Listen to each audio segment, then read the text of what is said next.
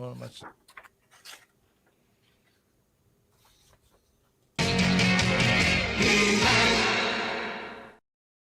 And the power of J Skull, who just dropped his notes right when the cameras just got started. Excuse me for a moment. Welcome everybody to the Power of J Skull, and it's that level of professionalism we have here. You know why Jason dropped his notes? He's so excited to talk about Look at my hands. Season 5, the first 7 episodes of the final season of She-Ra, Princess of Power. Yes. Feels like yesterday. I didn't even know the show exists, and here I am, Jason, with you in our penultimate episode in this retrospective series. I know. I can't believe it's almost over. It's pretty crazy, isn't it? And it's It is. But it is, you know, when I would look back at, you know, all the content I've watched over the last 5 years, this will stand out as one of the massive highlights, watermark moments for me in entertainment.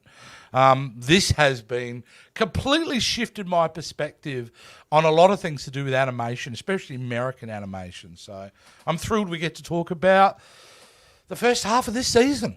Yes, it is an extraordinary series and an extraordinary season because with season 5, all bets are off. They know the end is coming and they are just going to...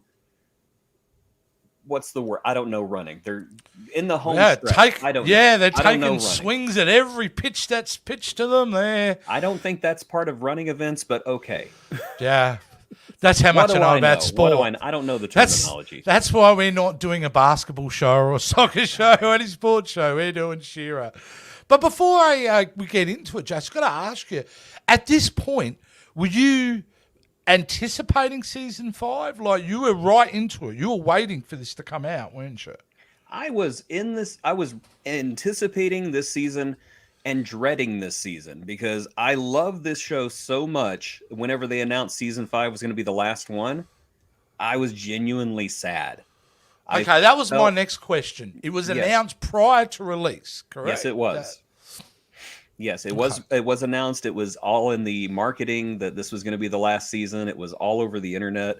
And so I was sad because I wasn't ready to say goodbye to these characters because every single one from Adora to Catra to Scorpia to Glimmer to Bow to even Hordak, I just have such an affection for at this point. And if you don't have an affection for Hordak, you're about to. Of course you are. You know? Of course, we are getting ahead of ourselves because we are a little bit. Yes, we are. But I was thinking that the other day. I was like, man, 5 seasons. You know, they're such strong characters. I'm shocked that they haven't tried to continue a spin-off or something in that universe. But Matt's probably one of the reasons why this will stand apart as being something very special because it does have a beginning, middle, and end. So it's just like Parks and Recreation. It's just like Schitt's Creek. It's just like all these other great shows that knew when to end, knows when to end on a high note. And that's what this show does. But again, we're not there yet. Not there yet. And you know what? That's probably a good segue. Let's get into the first episode of season 5. Horde Prime, Adora, Micah, and the princesses search for a way to fight back and to rescue Glimmer. On Horde Prime's flagship, Catra schemes. Of course she does. That's what Catra does. She schemes. She constantly schemes. And certainly that's a survival instinct. Let's put it that way. I mean, she's very hyper aware, very intelligent character, and she's hyper aware that she's in danger here. And I think that's in the first couple of episodes, we definitely get a sense of that.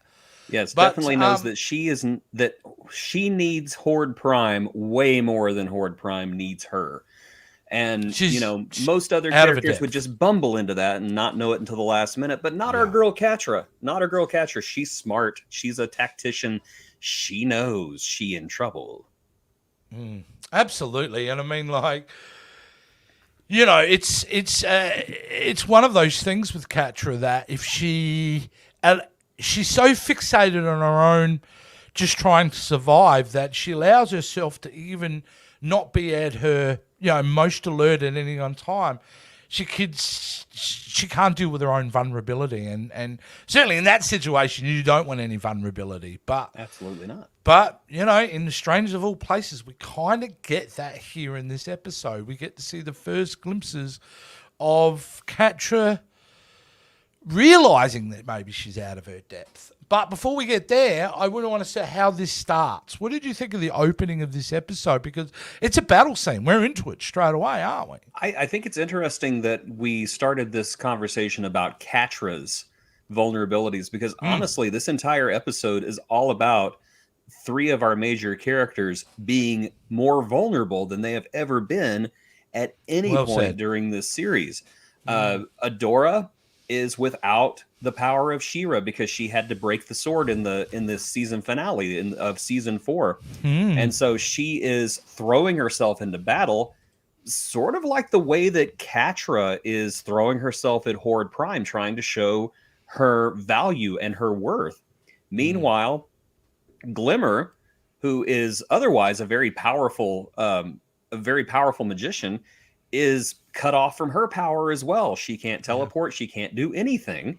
And she is at the mercy of Horde Prime, who is going to do with her what he will. And Horde Prime is basically a cat who has a new plaything. And before the show started, you made a comment that cats don't really love you. They just kind of use you. That's Horde Prime. It's like, I have no strong feelings towards you. I'm just going to use you for my amusement right now. And your fear is my amusement. Ha, ha, ha, ha, ha. He's just so polite over it. That's He is. And honestly, I know I mentioned this last week or the week before.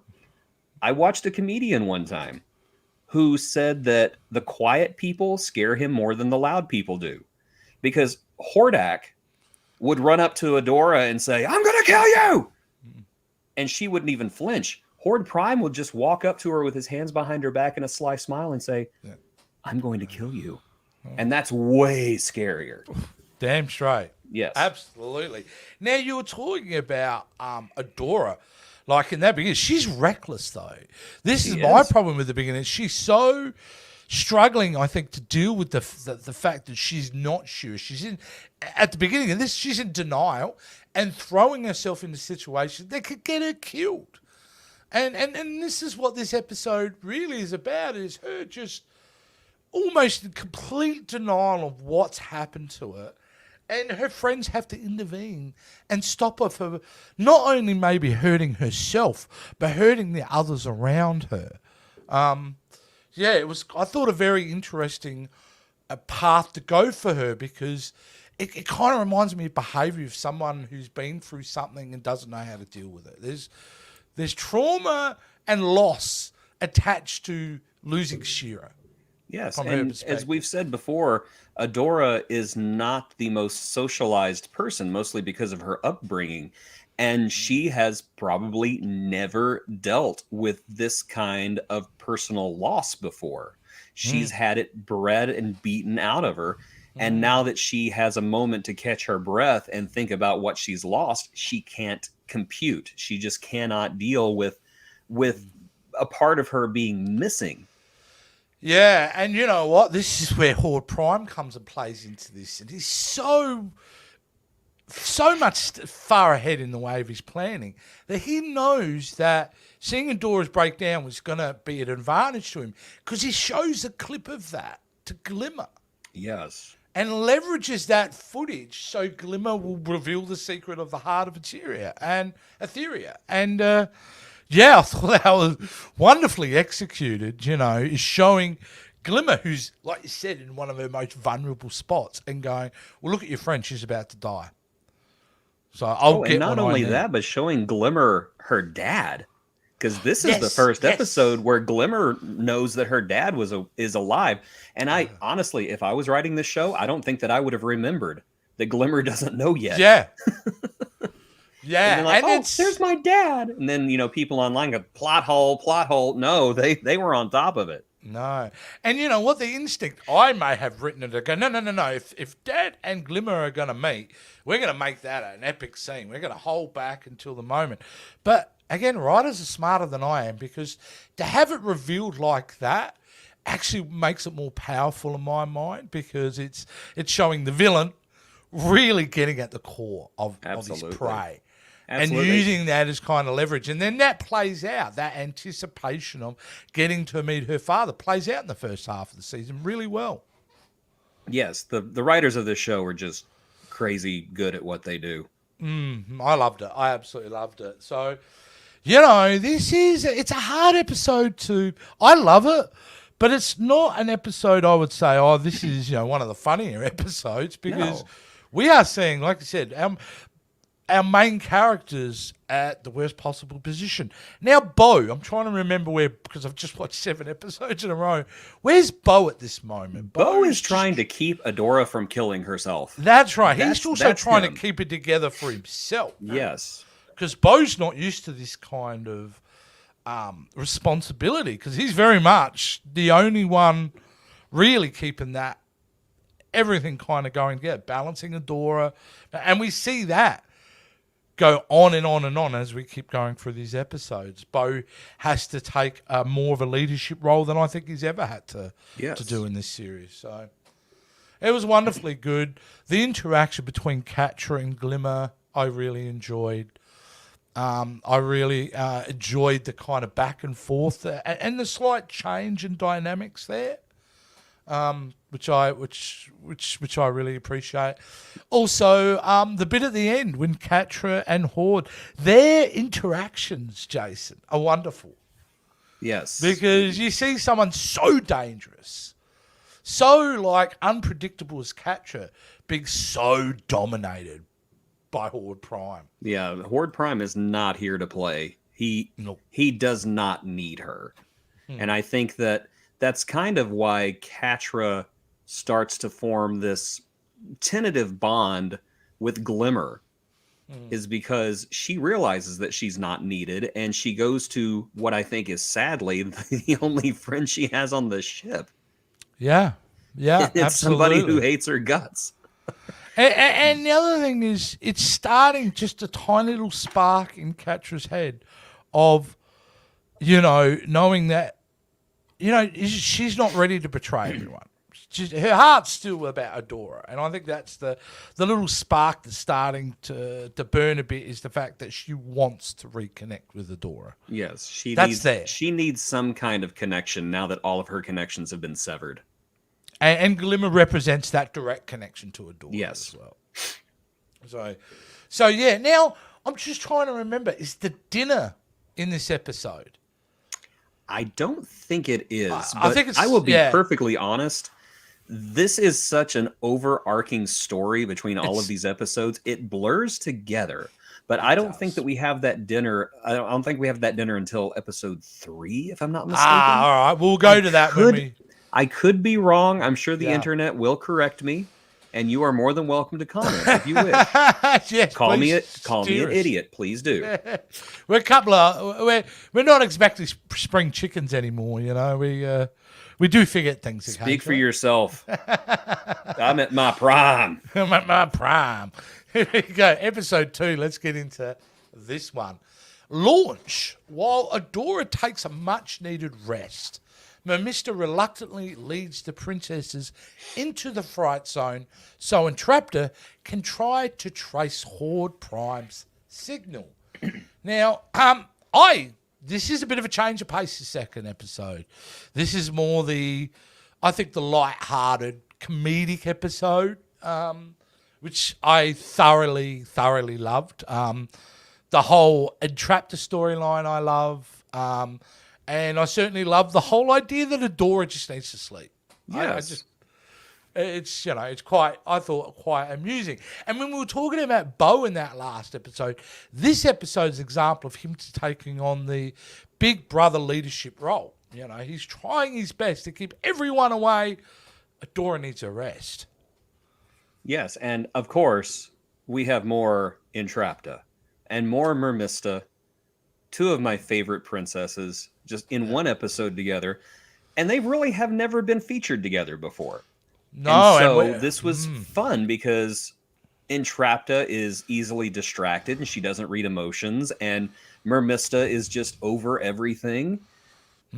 And Perfectionist. I just love how you start seeing more of what makes these two tick. Because It's Mermista is great comedic fodder for the background. Oh, her catchphrase. I love that there's more to her. And even though it's taken four seasons and an episode to finally get there, I'm glad we're seeing it now. Oh, I agree 100%. And that dynamic of that storyline between the two of them, also, I thought it was really important because it's almost like the last wall in the way for her being accepted completely into the princesses is ratifying that relationship. I feel like once that relationship was ratified and they're working together, I feel like Entrapta is very much, she feels accepted now as part of the group. And where, as she explains, it's some little beautiful little moments when Entrapta goes, I'm very good with tech, but I'm not so good with people. And the fact at the end of the episode, I'm jumping ahead a bit, is that she's willing to risk her own life to help her friends. Gives Mermista finally gets to see what really Entrapta's all about. Yes, and I really enjoyed that monologue by Entrapta because I've said from the beginning, it's always been my take that Entrapta is on the autistic spectrum, just because she can't recognize other people's emotions. She doesn't understand them. But like other autistic students that I have had throughout my life, she realizes that there is something not quite right with the way that she sees things. And she can't quite put her finger on it. She's not sure how to fix it, but she wants to fix it. I found that just such an extra air of realism added to a character who's mostly been comedy relief so far. I love that moment. That's my favorite Entrapta moment. Whenever she says, I'm great with technology, but I'm not so great with people. And I thought that if I did this, you would like me. Yeah. Yes, adding that extra line, by the way, what you just said there. Yeah, it was so beautifully done. And it's a moment of honesty, acceptance, connection. It's a powerful moment in the series in a way because it is very much about Entrapta realizing that, that she is understood now. She is understood. And, I like the fact that they've done this with a character who they may have done serious in other shows. The fact that she's hilarious, and she continues to be hilarious throughout the first half of the season. It's just nice to have the fact that she's not a serious character. She's an upbeat, happy character who's doing things unintentionally. Yes. And because of that conflict, they get to have an equal understanding of each other.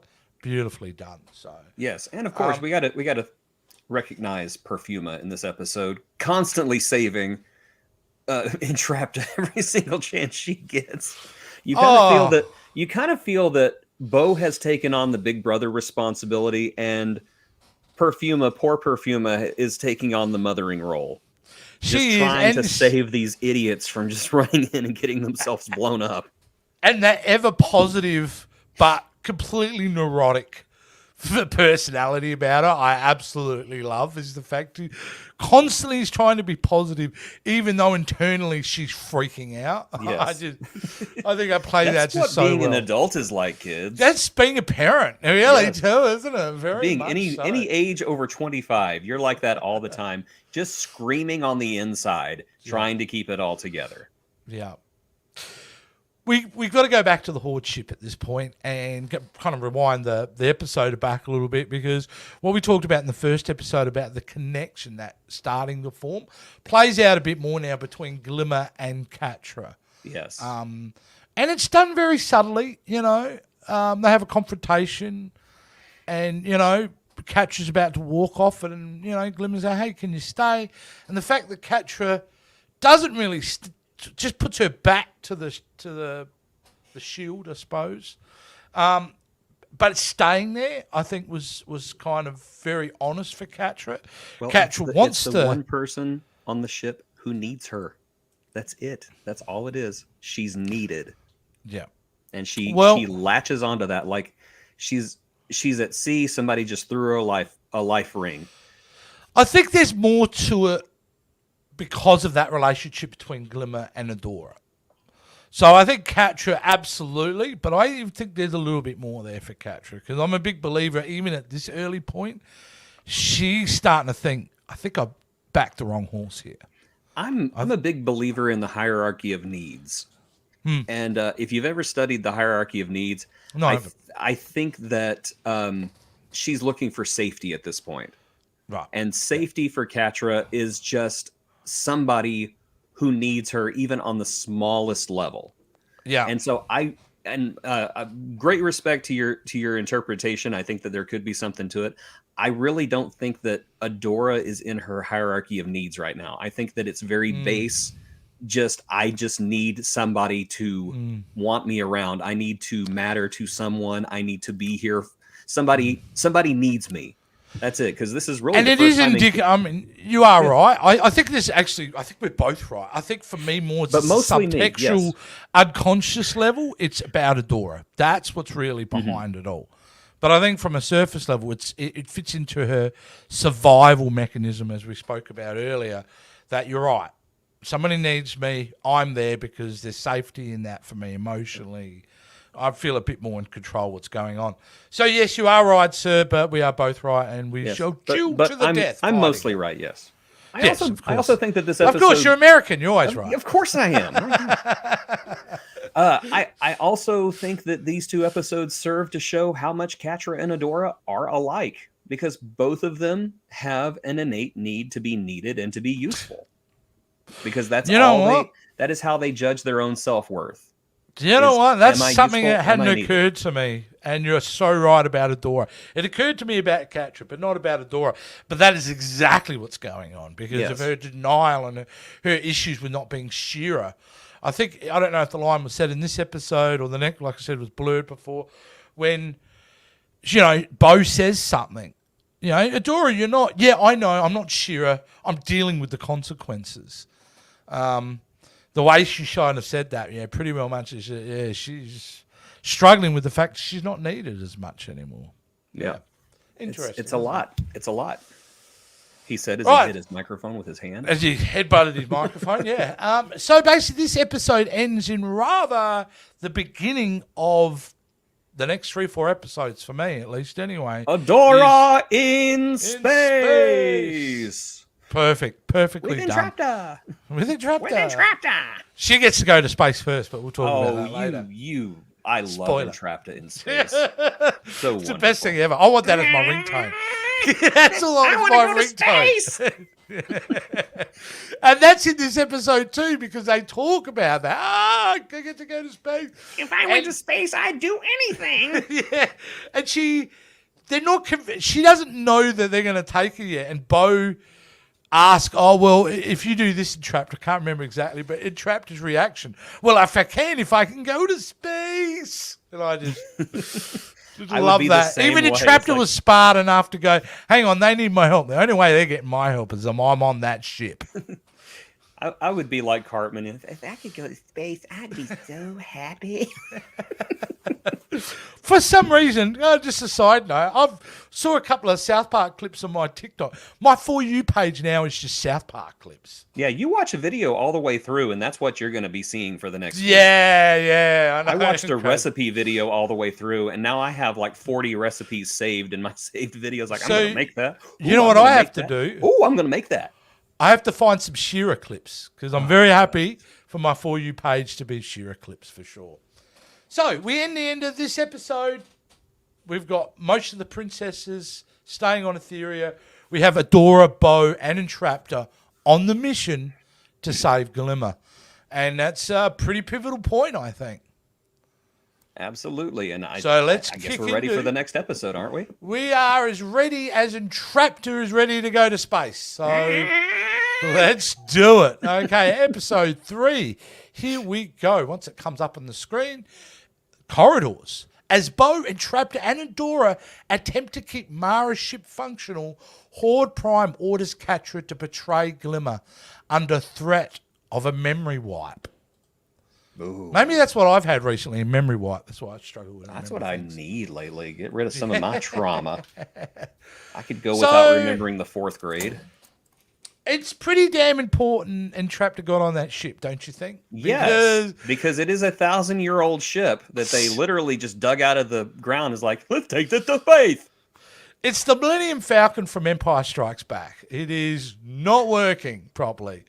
And but you know who loves that the most? Entrapta. Of course, if everything she's went all smooth. over it, and she's so much fun in situations like this. She's just so pure, so wonderful. Yeah, and she gets to have some fun on the ship. And you know what? It's later on in the episode, but I got to show this shot. This is what we're referencing. Entrapta in space. At one point, in space. She asked for a couple of things from Adora. I need this and some rope.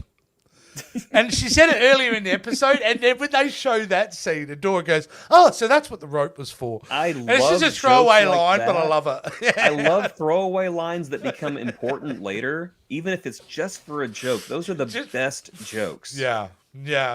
I have to keep talking about Bo again and reinforcing his leadership role, because here we see it developing more and more where he's literally the captain of that ship. Yes. He's the only sane one on the ship, yes. Who's just full of anxiety at this point. Which I shouldn't laugh at poor Bo, because I just absolutely adore Bo. But, you know, to see him put to his test and the way he reacts, it's amusing. What can I say? It is. You know, it's Schadenfreude. Even if you love somebody, kind of watching them lose their minds a little bit is fun and cathartic. Yeah. It makes you feel better about the complete train wreck that is your life. Absolutely. Meanwhile, on Horde ship, Catra, she's starting to. She hasn't changed much. No, but she is realizing how screwed she is. Well, she leverages information she got from Glimmer and tells Hordak about the attempt to rescue. And, you know, that's when I was just like, well, come on, Catra. Like, I'm on your side to a certain point here. What are you doing at this point? She's gasping. She's treading water, going under, and she's desperate. Yeah, 100%. But it's frustrating to watch. I'll be honest with you. Yes, it is very frustrating. Yes, because you're just like Catra. Like, there's got to be a turning point. I mean, at this point in the series, this is what I'm thinking is watching it. You've only got 2 ways to go with her. She either dies in this series because she's been that evil, or she has to be redeemed. I mean, we're getting to this point in this series because there's only so far you can go. And I was worried when I remember watching this episode going, they've really got to deal with this, and they're going to deal with this quickly. Not to give it away, they do. But here's my impression. Catra has always been on a scale. She can either go good or bad. And it's usually her impulsive decisions is what drives her. You know, she betrays Adora. She decides to sell somebody out. She really only needed, as she said, that one good act to push her over on the other side. And it took 4 seasons for her to finally do that one good act. And I honestly think if she had done that one grand act earlier, she probably would have fallen in with the rebels. She was almost there in the first season whenever she gives Adora back the sword and says, go. Yeah. She was almost there. I do think that if she had made that one further decision, if Adora had asked her, Catra, come with us, Catra would have went with her and she would have been on the rebels. I love the fact that they don't leave it at the surface level there, though, with Catra, Jason, because a lot through this episode we're getting flashbacks, which I think really inform and are the spark of Catra's starting to rethink her position. And I thought they were beautifully done. She's the one, I think they're 4 or 5 years old, it looks like. Yes. And we see baby Catra is so friggin' adorable. Oh my God, right? How cute is that? Like, you'd be, if you saw Catra go, how? Like, she'd claw you up, as she did to poor Adora, she swiped. But the fact that she'd hit someone and then gone and hid, and she didn't know why she did it, I think really informed the character absolutely a lot. Hasn't that been what Catra's been doing during the course of this entire season? She's hurt somebody that she loves, and she's hiding. Exactly. Just going back a little bit, last spring, a feral cat had kittens underneath our house. Mm-hmm. And one of them was this black cat who was this little, but had fur out to here. It was the cutest little thing. And whenever we caught it, we picked it up and it was... Yeah. And I was like, you are the most adorable, violent little thing I've ever seen. And I named her Catra. That's amazing. And I eventually found Catra a home, so Catra does not live with me. But that is Catra right there. Just adorable, hissy, violent. But if you hug her long enough, she's going to start purring, and she's going to be your best friend. Exactly. And needs. the thing is, Catra's so tormented by her own behaviour, though, even at that young age. Yes. Like, she's hyper aware of what she's doing is wrong. Absolutely. And that's the thing. And this is not someone who's just violently acting out and is not accepting or understanding any of the consequences. She knows what she's doing. Oh, yes. And which brings more tragedy to the character, because I'm thinking, as they're going back and forward with those scenes, is this is a girl with lifelong trauma. This isn't an incident when she was 10 or 11. This is something that has been with her from day dot. Like, of course she's at the position. She knows nothing more because she's never been in a situation where she got taught how to handle her own behaviours, what is socially acceptable. So, yeah, beautiful little scenes which just add that extra layer, I thought, of tragedy to Catra. Absolutely. And of course, to close out the episode, we get a very exciting rescue scene, which I thought was amazing. With a great moment at the end of it, wasn't it? Yes, very much so. The fact that they got to talk to each other, even for that first time, I thought was... I mean, that's a turning point in the episode too. We keep getting them episode by episode here, but that's a turning point where it changes, doesn't it? Catra Yes, it does. The good task. This whole season is all about changing dynamics, not even power dynamics, just personal dynamics. Just seem to change with every episode, and it's beautiful chaos at this point. Talking about beautiful, the moment when Bo jumps out. Yes. To reach for her. Oh, like, you got to have a heart of stone not to get a little bit emotional around that, because it's so powerfully done. And in that moment where they're all kind of pulled back in together and they're kind of embracing, great stuff. Great stuff. Yes. You know? And you could be fooled, Jason, into thinking the best friend squad is back. But maybe not. They're back together, but are they back? Let's find out in episode 4, which is Stranded. Forced to land on a desolate planet to replenish the ship's fuel crystals, Adora meets 3 siblings on the run from Horde Prime. And that description mentioned nothing what I was trying to segue into. Not a thing, no. Not a thing, but really one of the big things about this episode is Bo is not a happy camper, and the relationship that he's having with Glimmer is very fractured. Bo is pissed. Why do you think Bo is pissed? Why do you really think Bo is pissed here? I think that Bo is, and I keep saying this word, but with Bo, I really mean it. Bo is one of the most pure rays of light on this entire show. And I remember a line from Doctor Who. And it's demons run when a good man goes to war. You have to really hurt Bo for him to be angry. And he is hurt. He is hurt. He's been hurt by his friend of forever because, there's Bo, Glimmer, and Adora, but for the longest time, there was just Bo and Glimmer. So these two are lifelong friends. And he has been hurt down to his core. And whenever that happens to somebody, they don't heal on a timetable that is convenient. They heal on their own timetable. And I think throughout this entire episode, Bo still loves Glimmer, but he's angry with her, and rightfully so. And he does not know how to express this, because I think that he knows that Glimmer is... I think that Glimmer knows that he is hurt as well. He knows that she's hurt. And so they're just both hurt at the same time, and they cannot reconcile. At least not yet. Do you think, for me, I'm thinking, his anger towards it goes back to when she had trouble being a queen. I think it goes right back to then, because there's been several incidences, I believe, between Glimmer and Bo that have showed that fracture over time. So I don't think this is a media angle at the media situation. I think this is a build up a lot of stuff for Bo. Absolutely. We talked about how Catra and Adora are very similar.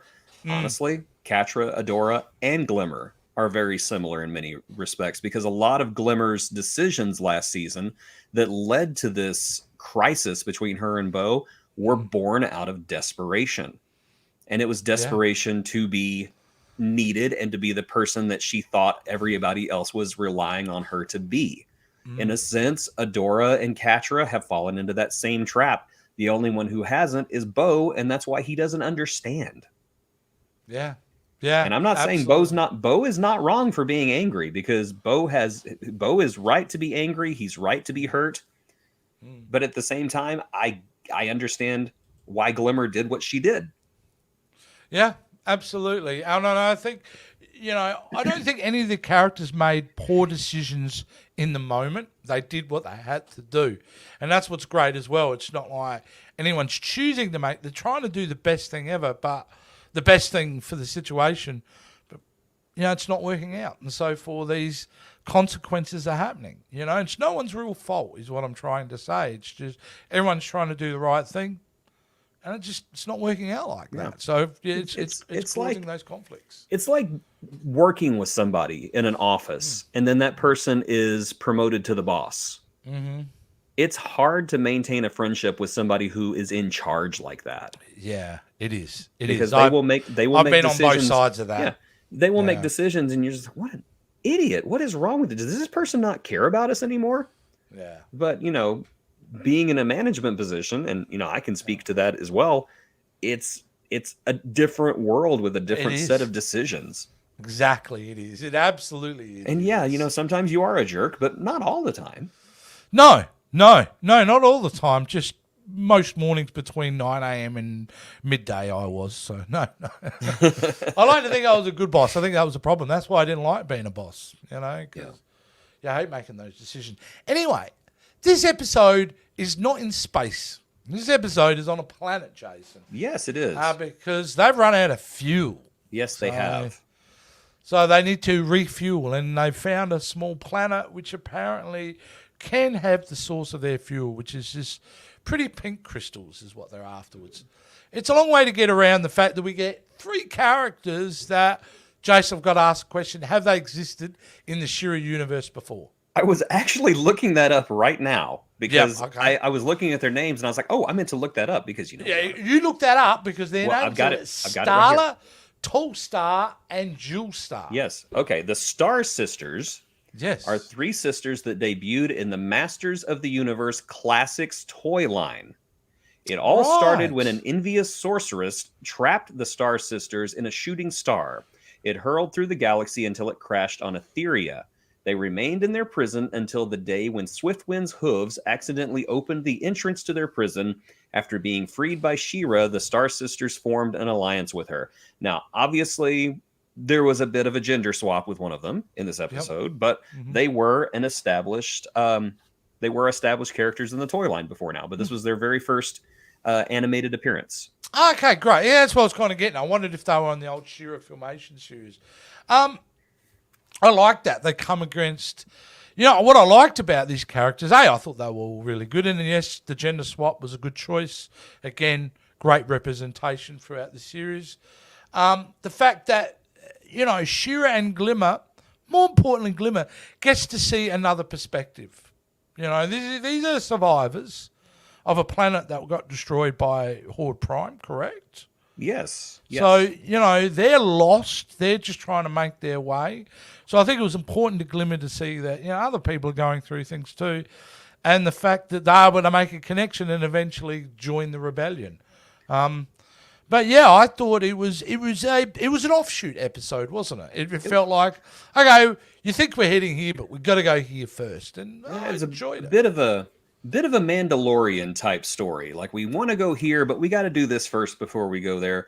But I think that for the characters' journeys, it was a necessary episode. And I honestly think for the audience, it was important to see what is going to happen if Hordak wins. Yes. Because to me, that raised the stakes quite a bit. Yes. And the stakes are high already. But it's really important for one character, indeed, and it's Dora. Yes. Because we get the first moment of her becoming She-Ra again, even if it's for a glimpse, for a moment. But it's enough to, I think, shake the game a bit for Adora. You know, the fact that she's holding up that pillar to save her friends, that, you know, it comes out of her. And, we're starting to go, well, She-Ra exists. It's not bound by the sword at all. A great moment that Masters of the Universe Revelations ripped off. Yes! They did. Yes, I'm not going to say they ripped it off, but, you know, the spark was always in me. I was like, oh, just like She-Ra. Yeah. And, you know, it is a trope.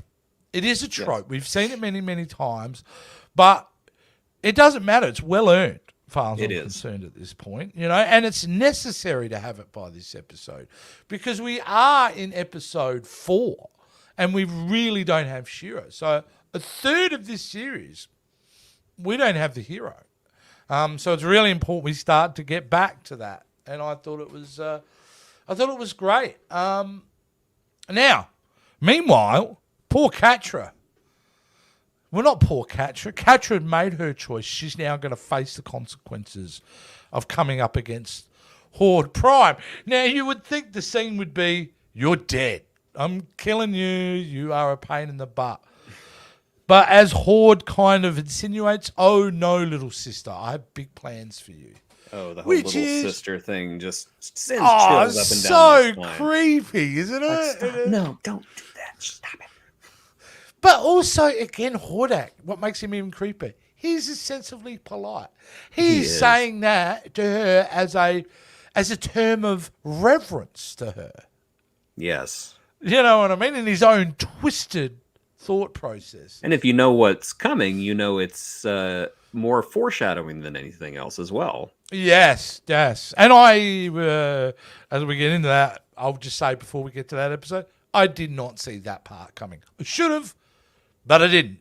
So, I didn't see it coming either, if it makes you feel better. The resolution of this episode's quite important too, because we get a level of understanding between Glimmer, Bow, and Adora, and that comes from Glimmer pushing forward to get the fuel and risking herself, and her and Bow having to work together. And it brings a really sweet moment at the end of the episode where they've kind of they're reconnecting, and Bow says it, the best friend squad. So, yeah. So it's very sweet. And again, from a storytelling perspective, we are at the end of episode 4. We need our heroes start to get together because they are up against what I consider an impossible task. Because I'm not giving away any spoilers. Even the end of episode 7, I have no idea, Jason, how they overcome Horde Prime. I can't see it. If someone had said to me, all right, you have to write the ending of this, I think I'd really struggle because they've put so many almost incredible sized mountain hurdles to become victorious against Horde Prime. So that's pretty crazy, isn't it? So and there's about to be more hurdles thrown in front of them too, and that's the truly scary part is that we have not seen the highest of the hurdles yet. No, we're about to, and I think that's a great segue to push into episode 5. Save the cat. Adora surrenders herself to Horde Prime, hoping to buy time for Entraptor. Bow and Glimmer rescue Catra and hack Horde Prime server. Bit of a spoilery description there, but essentially at the beginning of this episode, or even in the end of the last episode, Glimmer states the fact that Catra saved us. She saved us all. Well, she saved me, but she saved us all. Which means at the beginning of this episode, Adora is going, man, I got to go back. I can't just leave her there. Which is really kind of, when you talk about impulsive, it is a kind of selfish act, isn't it? Because the smart thing would be to do is, yeah, I appreciate Catra's. The cold-hearted thing would be going, thanks, Catra, I appreciate what you did, but I've got to get back. We're going to respect your wishes and not come for you. Exactly. So, yeah, I the fact that Glimmer backs her up is really sweet. I think I wasn't Yeah. sure whether Glimmer would, but she gets it. No matter, I mean, Glimmer's smart enough to know whether I say I'm going to help you or not going to help you, you're going to do it anyway.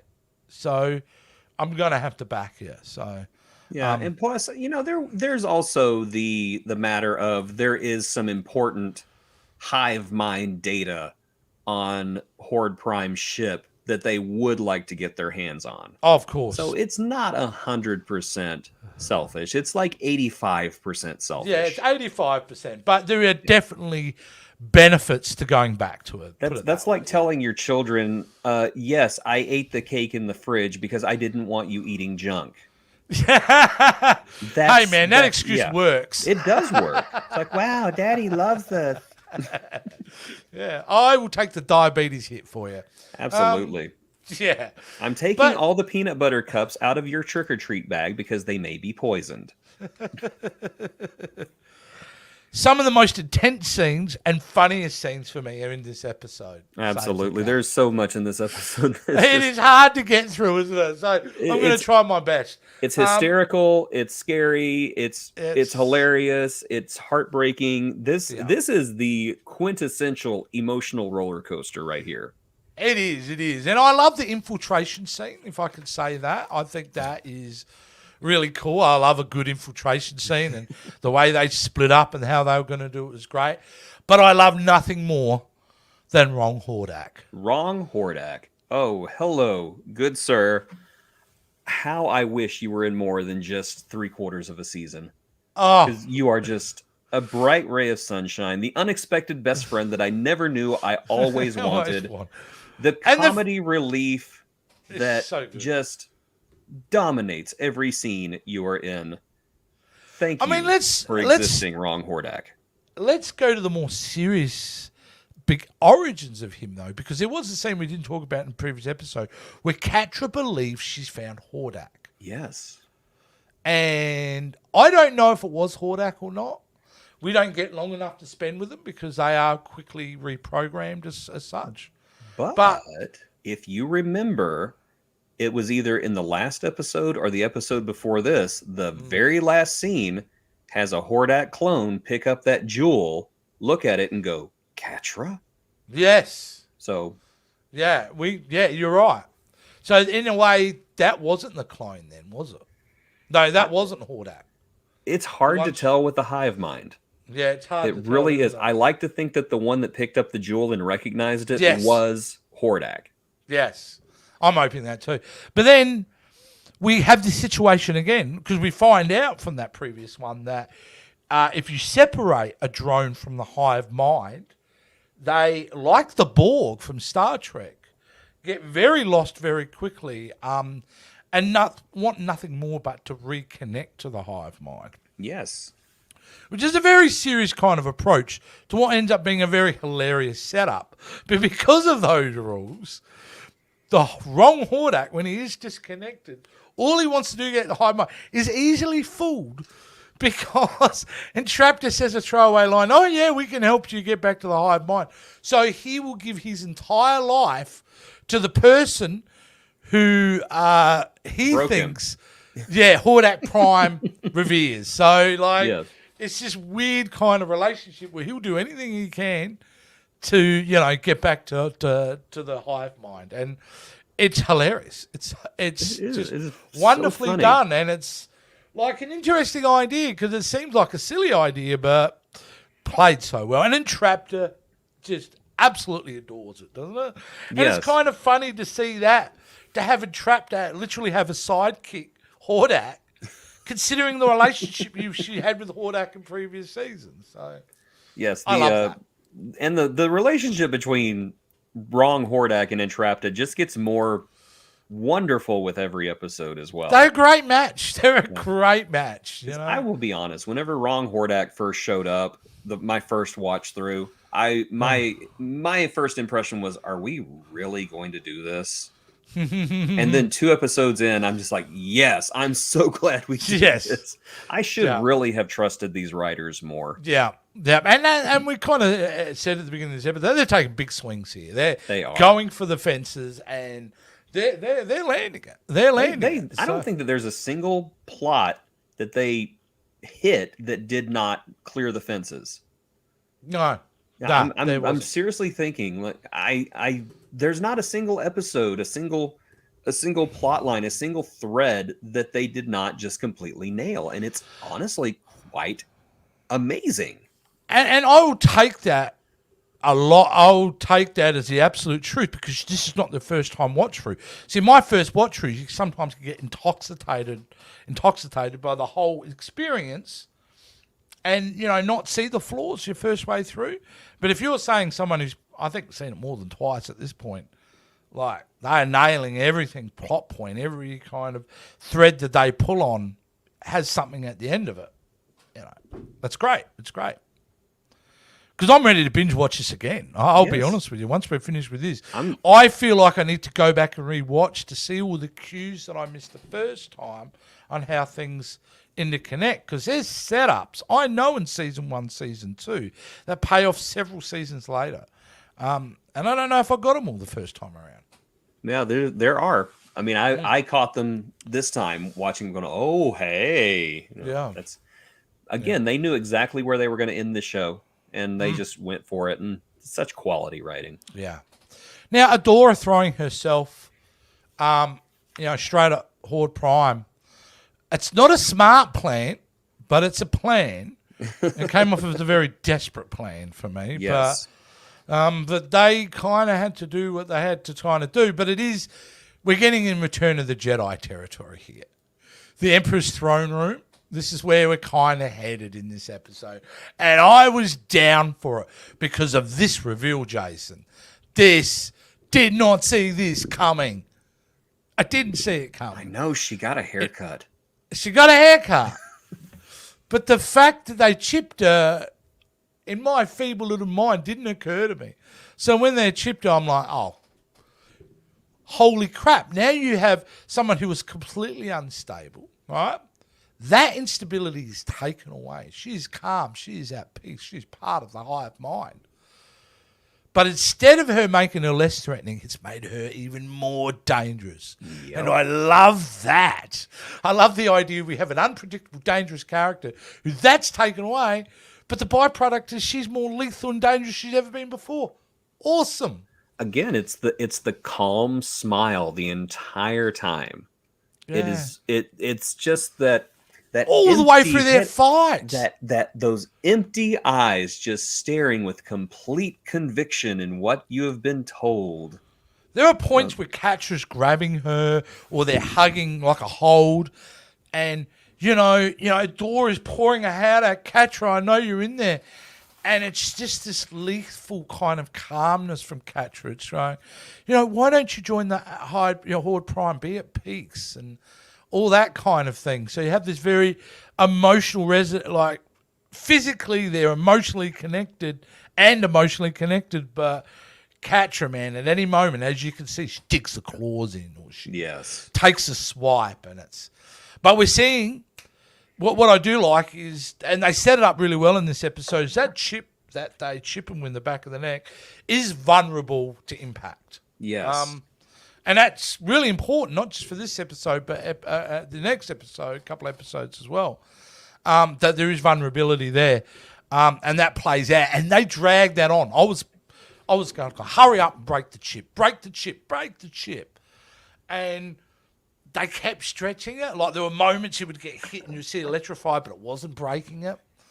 To that cliff face moment, where they stole the throne room from Return of the Jedi. We're getting our Empire Strikes Back up high moment where she just falls back. And because way they animated it, we don't see I'm thinking that's a bottomless pit. Yeah, I'm not saying that there's a service there. So to see her go, I'm like, this is it. Catra's done. But then you see Adora fly straight afterwards and then go, well, it ain't done. We're either having a very tragic end to this series in this episode. You wouldn't have seen it coming, though. You wouldn't have seen it coming. But it triggers something really important. Once they land there, it triggers something really important for Adora, and that's her transformation to Yes. save a And- dying oh, Catra. My goodness, I'm loving the redesign. They finally got rid of the short shorts. Oh, yes. Yes. Yes, I love She-Ra's new design, by the way, and I did notice it pretty in this, and I thought, this is great. Why don't I have this a figure on my shelf now? I know, Somebody Masterverse, explain come to me. on. Come on. Like, you will sell them out immediately. They're wonderfully unique characters that would be awesome as figures. I'm dumbfounded why they're And not don't around. tell me, oh, go get one of those ugly Barbie dolls that we made on eBay. I don't want them. I want a Masterverse She-Ra. I want a Masterverse Catra. How am I going to have a Barbie-sized Froster? I want appropriate-sized Froster. You have a skipper-sized Frosta. Yeah.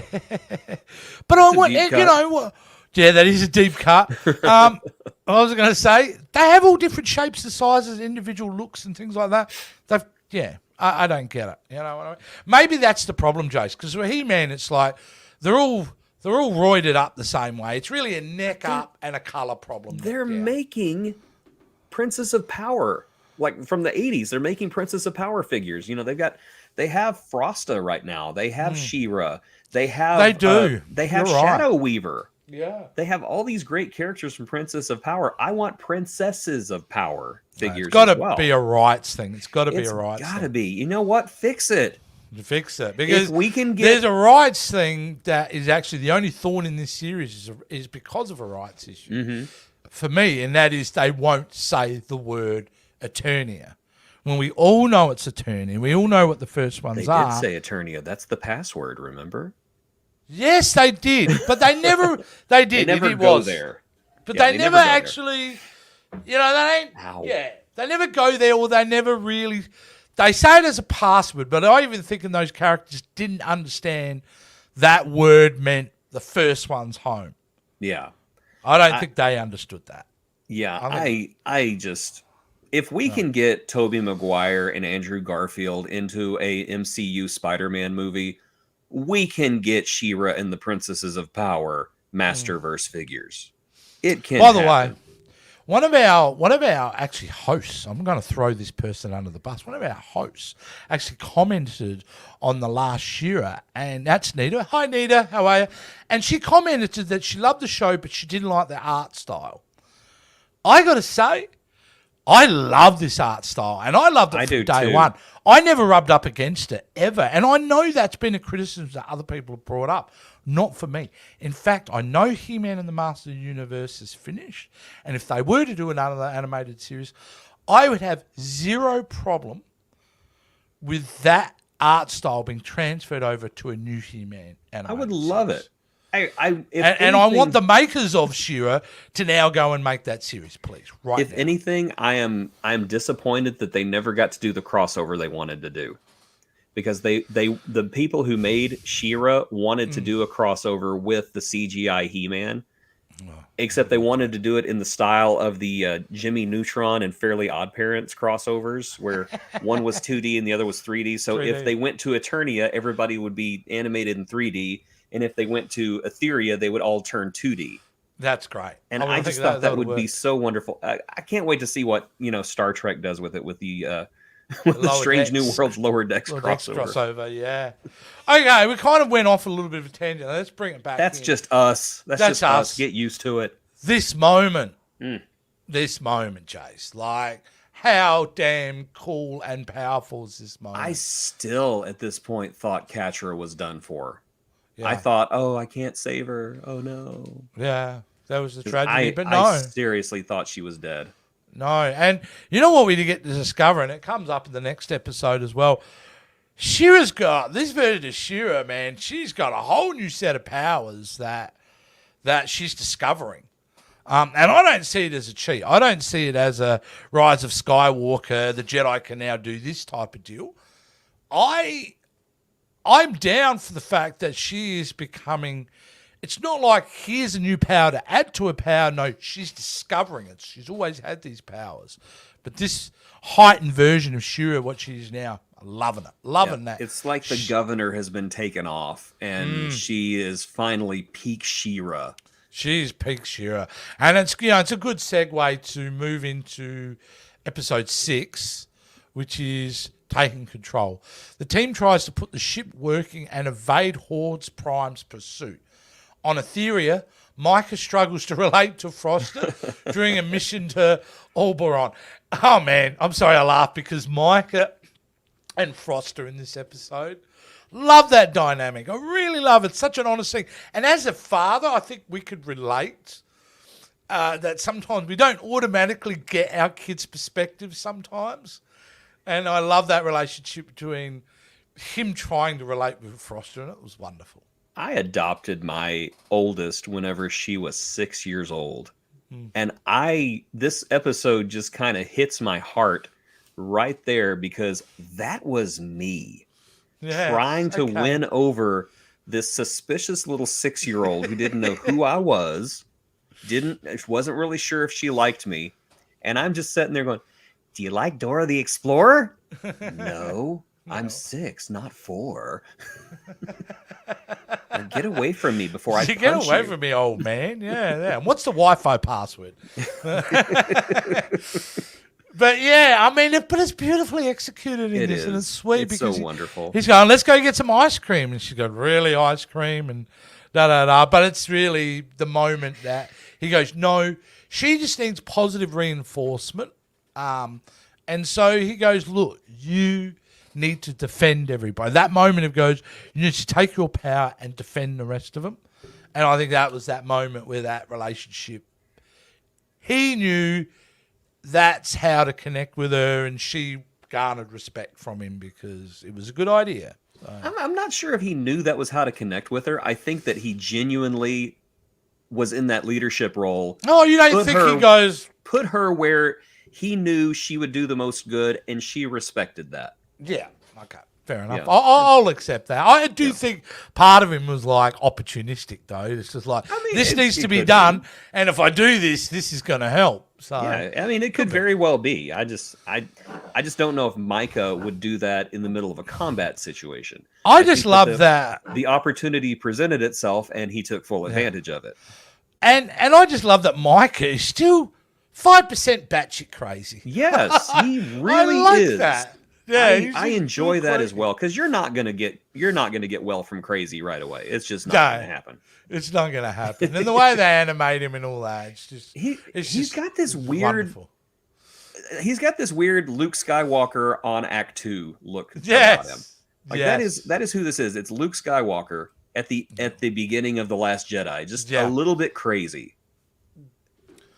And if you don't love that Luke's a bit crazy in that, I don't know, switch this off. Even though it's Star Wars, if you don't like Last Jedi... The Last Jedi was a masterpiece, and I hope you die mad about it. The Last Jedi was the final film in the Star Wars saga. It was. It's too bad they never continued it. With real tragedy.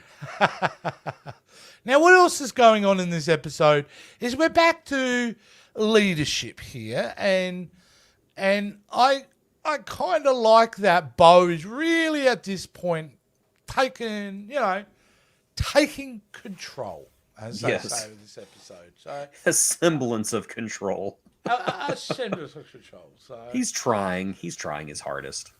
Yeah. What about the village of Alberon? How creepy was that?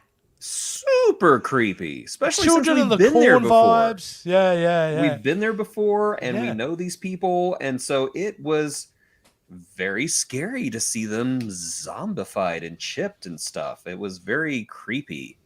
You know who was freaked out the most, I think, was Swiftwind. Yes. He was so eager. It's so strange to see Swiftwind genuinely concerned, because Swiftwind to me is kind of the hippie of the group. Yeah. The free Perfuma spirit was set up to be the hippie, but honestly it's Swiftwind. Perfuma became the mom. Swiftwind is still that fun uncle that just comes and goes as he pleases. Exactly.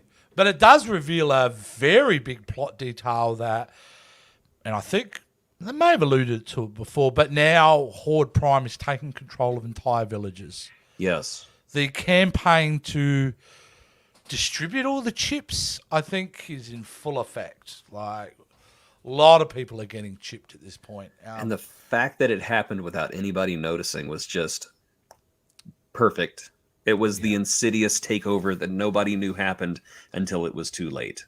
And you are absolutely forgiven thinking they wouldn't do that, because on the surface level, Horde Prime doesn't need to do that. No. He has the armada and the amount of drones to wipe them all out. He does it because it's efficient, and he does it because it's cruel, because cruelty is the point. And the other thing, like the Borg from Star Trek, he absorbs the information and the experiences of those who join the hive mind. So even the most basic villager in its own way has an advantage. That knowledge, whatever how small it is going to be an advantage to Horde Prime. So it's also an information gathering exercise too for him, which is really great. Yep, it's all strategic, but maybe the cruelty is just an added bonus, because he enjoys it. What about the goofiness of Adora being overly attentive to Catra in this episode? Her hyper need to keep checking on her and connecting with her, which I kind of loved. I don't know if it's this episode or the next episode where... I think it's the next episode, so I won't kind of get into it. But... no, it is this episode where we get to see their interactions, because we feel at the last episode, Jason, that they have finally connected again now. Adora and Catra are good. No, they're not good. Not at all, which is so honest, is the fact that when Catra comes to, she's gone immediately back into her own psyche, in her own protection mode, which we saw previous episodes. She's now hiding in the room, isn't she? Yes, she is, and it's not only that; it's that Catra has essentially been violated. Yeah, and she doesn't know how to process that either. Yeah. So it's a combination of things. It's finding yourself back with the friend you have betrayed over and over and over again, knowing what Hordak did to her, which was, as I said, a complete violation of her individuality. It's so true. So you see Catra kind of balled up in the bed in the fetal position. Again, not really knowing how to process what has happened to her. Yeah. And then when Adora mentions that, hey, I'll go get entrapped her and things like that, that only reinforces her anxiety about taking responsibility for the things that she did. Because entrapped her was a big part of the plot for her, you know what I mean? They had that kind of working relationship together and a bond. But obviously, circumstances change things where Adora finds out that... how does she find out again? Sorry, I'm trying to piece together how Adora finds out that they're being tracked. I think because the ships show up. I think so. The ships show up and then they're like, oh, wait, you're being tracked. And so we have to remove the chip. And I found that it was very interesting that Catra really does not come around until she finds herself useful to everyone again. Because she realizes that, oh, wait, I can hear Hordak's thoughts if you leave this thing in. And she becomes valuable. Very valuable. People need her again. Yeah. And that's what brings her around. Yeah. Again, great storytelling. Great storytelling. Is this and again, I'm going to get confused with the next episode. Is this the She-Ra and the ships? Yes, this is the one where she goes all Voltron out in space. Oh, man. That's an incredible so cool. sequence. It's just like, wow, we're going to this point. But I'm like, yes, we are. And it's freaking incredible. Absolutely. And you can't send She-Ra out into space without She-Ra doing space stuff. Oh, my God. And she is owning fools. She is... Absolutely. We get to, I think, every now and again we get the giant sense of her powers, but man, she's ripping ships in half here. Absolutely. She's taking them out. The fact that she surges up at the end and does this massive way that only clears the path through that asteroid field but wipes out the rest of those ships. Bravo. Bravo. It's just so good. Do not trifle with She-Ra. Do not trifle with She-Ra. And she does the change in front of Catra, doesn't she? She does. And it's funny, every time she changes in front of Catra, Catra is almost spellbound by it. Yeah, in awe of it. Yes. So, because that's my thing with both this and He-Man is like, do the other characters see what we see when they transform? Are they seeing all the sparkly background and and the laser shooting towards. Have you noticed she does the exact same motions every time she turns into She-Ra? What is with that? One of the dances. Watch the hair. Watch the hair. Watch the hair. Boom! There it goes. Where did all the hair come from? Right. I'd be on my phone going, I'm going to film the first one, now let's overlay them. It's exactly the same. But yeah, no, there's a lot going on in this episode. I don't feel we're really doing it justice. I mean, we're missing things like Swiftwind, who's been desperately on the planet. Yes. Almost in sadness, wanting to hear something from Adora or She-Ra, gets that moment. And he's in joyous raptures going, she's back, which I really loved. Because with all Swiftwind's kind of blasé, hippie, free spirit thing, there's a true love and connection he has with Adora. Oh, absolutely. She-Ra. Absolutely. So that was really sweet, I thought, as well. So, now that energy surge that She-Ra emits also lets those town people free, doesn't it? I think that was Swiftwind who did that, wasn't it? Was that Swiftwind that did it? Let me see. She-Ra emits an energy surge, which through her connection with Swiftwind. Okay, so yes, so it's just she emitted it, and then Swiftwind kind of went bleh like that. He didn't exactly go bleh, but he did. Go bleh. Yeah, the wave came out of his horn, and it was cool. I was down for that. That was cool. Well, so it's really good. But secretly, at the end of this episode, one of our princesses has been fitted with a mind-controlled chip, Spinnerella. Yes. So, which is kind of a bummer way to end this episode. But it was nice and sinister, and it's keeping with the whole changing dynamics in every episode theme that we got going here, so I'm fine with it. It definitely feels like trust no one. Exactly. That's a deep cut. Anyone who watches our Captain Quadrant show, trust no one. It's the button. Yeah. And this leads us to the final episode we're talking about this week, and that is episode 7. And that is The Perils of Peekaboo. Mr. Scorpia, Perfumer, and Seahawk go underwater to recruit Prince Peekaboo. Natosta notices that Spinnerella is acting strange. Yes. Now, this is, again, ups, highs and lows, all in a positive way in this show, in this episode. Let's just delve with the undercover mission. The underwater soiree as such. Anytime we get to see Seahawk again is awesome. Yes, and we get to see so much goodness in this episode because we got Mermista, Seahawk, Scorpia, and Perfuma going undercover. Perfuma just fulfilling her fantasies of being an undercover detective. I feel like that whole B story is a homage to Where Is Carmen Sandiego. It really kind of is, isn't it? Because visually style, it was so on point. And I love the outfits. I mean, I'm not one for fashion, but I just felt the costumes they got for everyone was a great reflection on all of them. But I've got to bring up, one of my favourite characters in the series has been Scorpia, because I just love the voice acting, and Lauren Ash is so talented. This girl can sing as well. There's not enough talent, voice talent and acting talent. She can hold a tune as well, which is not only really impressive, but a hilarious song because of the idea of the song. Yes. Literally telling the audience she's a spy. Brilliantly done. And I absolutely love that. Who else was it? I love the moment with Perfuma when they first mentioned Peekaboo. And she goes, but he can't get back to me about my drum session. I just needed to know how many drums to get. I just love the fact that Perfume is sitting. Do you remember that moment? Yeah. She's just sitting there and she's like, you can get back to me about this. I just love that she's got her own internal mental thing going on right there at that moment. So. She is slowly losing it, isn't she? She is. And I think the Princesses of Power have been a good thing for Perfuma, but also quite emotionally challenging for Perfuma over this series, which has been really great.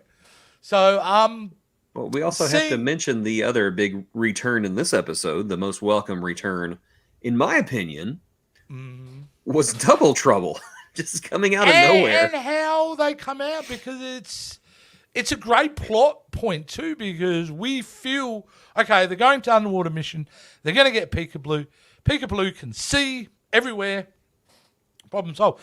But that diversion of no, that's not actually Peekaboo. It's Double Trouble. And it was great because we found out what Double Trouble got up to in the meantime.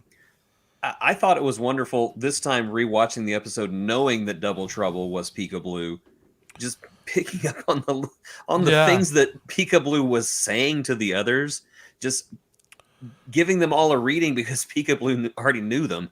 Yeah. I just love that so much. I love Double Trouble. Double Trouble they're so is wonderful. Double Trouble is really, and I just love her.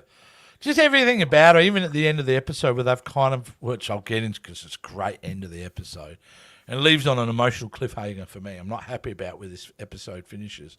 But the fact is just like, she'll turn around, Double Trouble. All right, darling, I got your point now. Let's hit it. Just that. She's even in times of stress. Double Trouble's got sass about her. Absolutely. Personality you just fall in love with, There's only one way out of this. Take me to the stage. Yes. No, really. Take me to the stage right now. Right there. Yeah, I love that. But wow, it gets powerful at the end of that episode. And I'm going to jump to that and we can talk about where the rest of them are. But essentially, it's Scorpia's sacrifice. And I'm not happy about this. I better not be watching episode 8 and I'm having to deal with something that I'm not ready to deal with. Because the fact that and man, how powerful is Scorpia, by the way, when she lets loose. Incredibly so, yes. Incredibly so. And zappy claws. But I'm jumping to that bit, but I'm missing the biggest surprise and shock. Did you think, first time you watched it, did you have any idea that Mermista I did not until she shows up in the background and you can't see her eyes, because that was animated in such a sinister manner. Okay, my first thought was, oh dear. Something ain't chipper with this.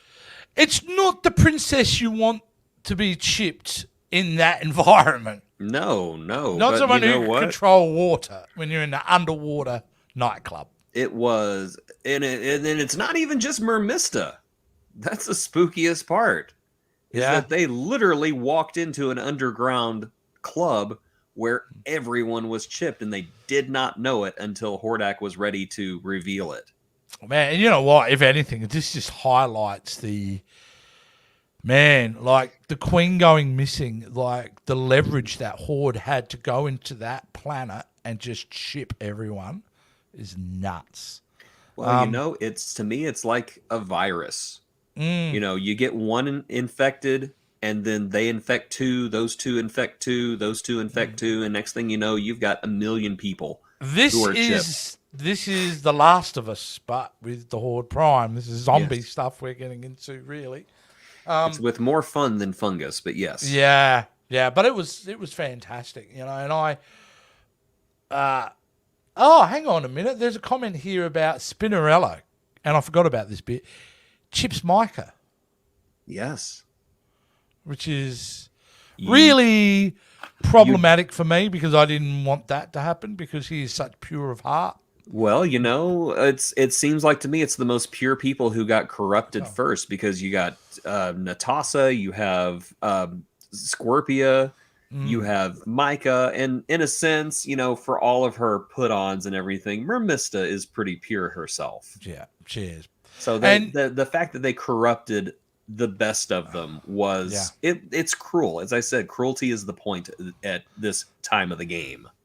And what I thought was also very great, it was the desperate message from Perfumer. Yes. Like, it was desperate. Don't come back.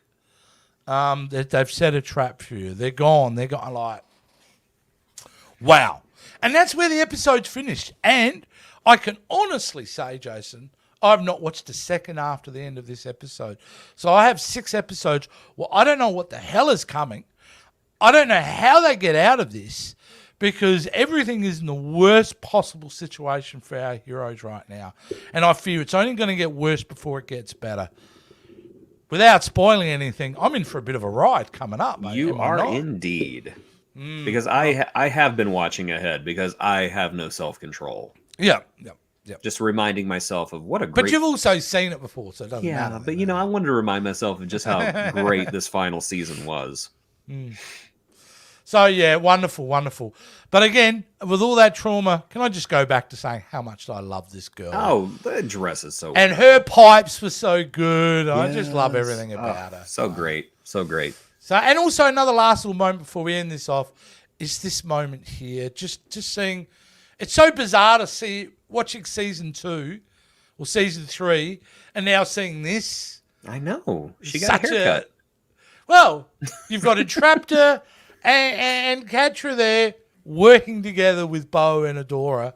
Wow. So, Here's what I want to know: where did Catra get her clothes from?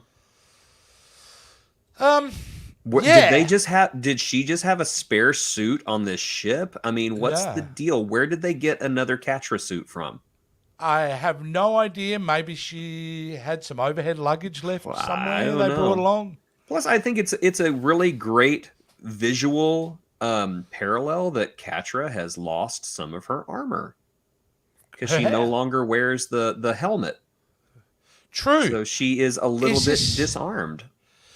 A bit of Samson happening there. Maybe not Samson when she loses her powers, but she's not so the same friggin' adorable person. though. She's just so grumpy all the time, and All the just look at her, just oh. I'm like Bo every time she does anything. I'm like, oh, look at her.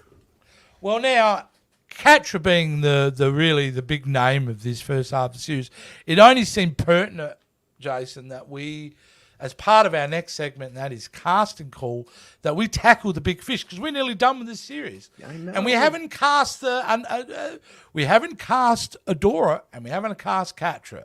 So this week we're in our casting call. We are casting Catra in our multi-billion-dollar movie. Now we're going to make Avatar 2 look like a Hallmark movie. That's how much money they're giving. And this is no small order either. I remember whenever I suggested doing Catra, I'm like, well, we only have 2 episodes left. We better do Catra and Adora. And then after I told you that, I was like, who the heck am I going to get to play Catra? This is I hard to found it cast. really tough, but I may start this one this week. But I had a moment where I was reminded of a performance by a young lady in one of my favourite films last year, which I loved, and that was a movie called Bullet Train. And there was a young actress in there playing the daughter of a hitman, but playing a schoolgirl for most of it, called Joey King. Oh, yes. So I started thinking about Joey King, and what I loved about her and in some of the roles that she plays is she's got that look of being dangerous, but also very vulnerable at the same time. And I think that's really important. I think I've messaged you, attitude is a big part, I think, of trying to cast this role. And I think Joey King could take that and really run with it and really emote, especially facially, the internal struggles that Catra go through. So she was my pick for Catra, Jason. And in Bullet Train, she really did. She was playing both sides there for a while. So I mean, I can see that. You mentioned her earlier. I was out grocery shopping, and you texted me. I'm like, "Oh, Joey King. Who the heck is Joey King?" And I just forgot about it and kept going. But yeah, great movie, great actress. Yes. Yeah. So she was, and I did feel proud because I was struggling. I didn't know. Then you come along and really pick a really great choice too, in my mind. Yes. I chose an actress that I honestly respect both as a professional and a woman of color who uplifts fellow women of color around her. Mm-hmm. She uses her position and her privilege to promote other people, and not only that, but every part she plays, she has shown herself to be versatile. She has shown herself to play characters who are cynical, while at the same time also a little insecure. I don't think she's ever played a straight villain, at least not to my knowledge, but I think that she could easily slide into this role, and that is why I chose Zendaya. Great choice. And you know what, Jason? If you want to talk about her range as an actor, it's watch incredible. A Spider-Man movie and then go watch an episode or 2 of Euphoria. Oh, absolutely. She's talking outstanding. And then you talk about being a villain. I have seen that in Euphoria from her. I actually have not seen too much of Euphoria. I've seen a You little really bit should, of it, but not because too she is obviously in that show without spoilers. She's dealing with drug addiction, and we know with all the many facets of drug addiction, being manipulative, being self-serving, being mean is part of that. And she does it so well. She's a great choice because you're right. Is there anything she can't do? I mean, she's a Grammy Award-winning artist. She sings, dances, acts, and is talented at everything. I don't like her now. The funny thing is, it still feels like she's at the beginning of her career. I have no idea how old she is. She feels like she's still a teenager. She feels like she's still new. But then I'm thinking, well, how long has she been on the scene? It's just, I just see nothing but greatness in her future. She's 26 years young. Especially after she wins 14 Oscars for playing Catcher in our movie. Which she would. She would be totally amazing. She'd be amazing. But you could slot her in. I could see her as a Mermister. I could see her. She could play Bo. She could play Raz. She could play Cal if she wanted to. That's the only way I'd have Cal in this movie, is if Zendaya came up and said, I really want to be Cal. Then you can be Cal, and Cal's now the main character. The movie is built around Cal now. But I also love her. She wasn't in a lot, but I think we get to see a lot more in the sequel. Dune. I really loved her performance. Oh, yes, she was in Dune for a whole 45 seconds, wasn't she? Yeah, but it's what she represents, and even her stillness on screen is a lot. I'm actually preempting that she's going to be wonderful in the sequel later. I'm sure she is. I have yet to see Zendaya not completely bring it in any role she's been on. How they got her and Tom Holland in the beginning, to see those odd couple have chemistry on screen, and then obviously in real life they are still together and it's very sweet and wonderful. But like you've got this rather slender, elegant but scruffy looking African American woman who's, attracted to little old nerdy Peter Parker. And it should make sense, but it works so well. You know what I mean? Hey, my daughters are all women of color as well, and they are all crazy for Tom Holland. What is it about that little British boy? What is it? I don't know. He's like a little pocket pet. You could just kind of... That's it. Well, you keep saying, I got Tom Holland. They keep saying ladies are they only want men that are 6 foot or taller, but then you've got little old Tom Holland's probably no bigger than 5'4", I reckon. Hey, I used to work with a woman, and she was drop dead gorgeous. I mean, she was the most beautiful woman I've ever worked with. And she told me one time, she said, short men are my thing. Short men, I love short men. You give me a man who's like 5'3", 5'4", I'm all over him. I love her for saying I'm sitting here 6'2", and I'm just like, okay. Maybe I could get my feet cut off. Maybe. I can lose my shins in the war. That's it. But yeah, anyway, that's it. Now, Skeletor's taken a week off this week. He is good. Apparently something to deal with over in Eternia, some sort of plan. You think finally he'll get his revenge and run Eternia again. I don't know. I kind of switch out half the time. We'll see how that goes. We'll see how that works out. So, but yeah, that's it, Chase. The next episode that we will be doing will be the finale of the She-Ra retrospective series. I don't want to go. No. But until then, guys, we have a special extra episode coming out on the Power of J-Skull that's this week. And that is, if you watch Star Trek at all, you may know of and we've had him on our Captain's Quadrant show on the Spectrum Sanctorum channel. Michael Chan is back to be on Power of J-Skull to talk He-Man, which has been absolutely wonderful. And that episode, we've decided to go back and focus on a character that we haven't even mentioned before then, but an important character, that is Cobra Khan. So that'll be a bonus episode that'll go up with this episode this week, which is wonderful. So I'm really excited about that. That was good fun.